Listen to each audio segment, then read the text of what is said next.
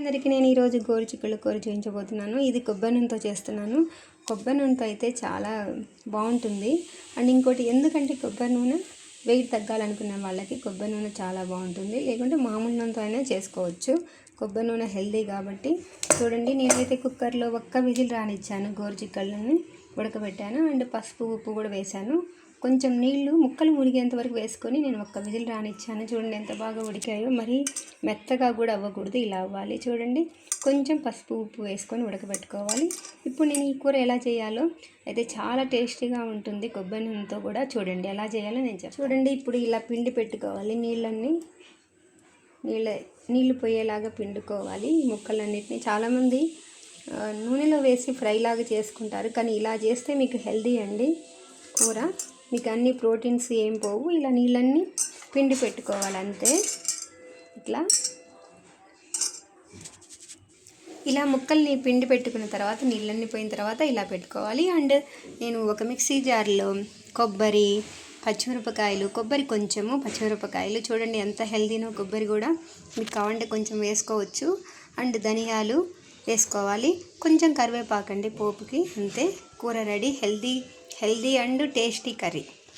నేను ఇప్పుడు కొబ్బరి నూనెతో అయితే కూర చేయబోతున్నాను. ఎలా చేయాలో చెప్తాను. చూడండి, ఇలా బాండీ పెట్టుకున్న తర్వాత కొంచెం చూడండి కొబ్బరి నూనె వేసుకోవాలి. ఇదిగోండి, నేను ఇంతకుముందు డబ్బా చూపెట్టాను కదా కొబ్బరి నూనె. ఇక మామూలు నూనెకి కొబ్బరి నూనెకి తేడా ఉంటుందండి. చూడండి, ఇలా కొంచెం యాడ్ చేసుకోండి. దీంట్లో చూడండి కొంచెం ఒక స్పూన్ అంతే చాలండి. ఎందుకంటే డైట్లో ఉన్నాం కాబట్టి కొబ్బరి నూనె కూడా మరీ ఎక్కువగా కూడా వాడకూడదు. చూడండి, ఈ కొబ్బరి నూనె కాగిన తర్వాత ఆవాలు, జీలకర్ర వేసుకొని రెడీ చేసుకోవాలి. చూడండి, కొంచెం కొబ్బరి నూనె కాగింది. చూడండి, కొబ్బరి నూనె కాగిన తర్వాత మేమైతే డైట్లో ఉన్నాం కాబట్టి మినపప్పు వేసుకోవట్లేదు, ఆవాలు వేసుకోవచ్చు. అండ్ జీలకర్ర వేసాను. చూడండి, ఇప్పుడు ఆవాలు ఇవన్నీ కాగిన తర్వాత వీటిని మనము కొబ్బరి పేస్ట్ చేసుకున్న కొబ్బరిని వేసుకోవాలి. అంతేనండి,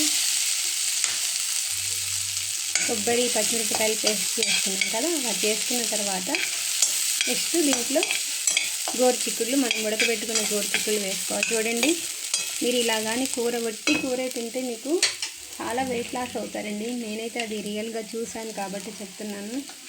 ఏ డ్రింక్స్ అవసరం లేదు వెయిట్ లాస్కి, ట్యాబ్లెట్స్ కూడా అవసరం లేదు.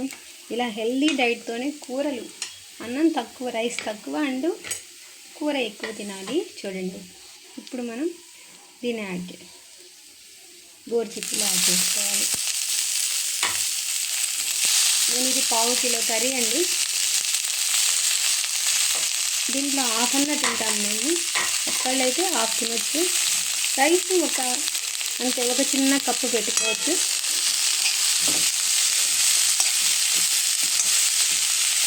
మీ అందరికీ నచ్చుతుంది అనుకుంటున్నాను. కంపల్సరీ మీరు వెయిట్ లాస్ అవుతారండి ఇట్లా కొబ్బరి నూనె తింటే. అంటే దీంట్లో ఉప్పు కారం వేసుకొని లైట్గా, ఆల్రెడీ మనం పచ్చిమిరపకాయలు వేసాం కాబట్టి లైట్గా ఉప్పు కారం వేసుకోవాలంటే.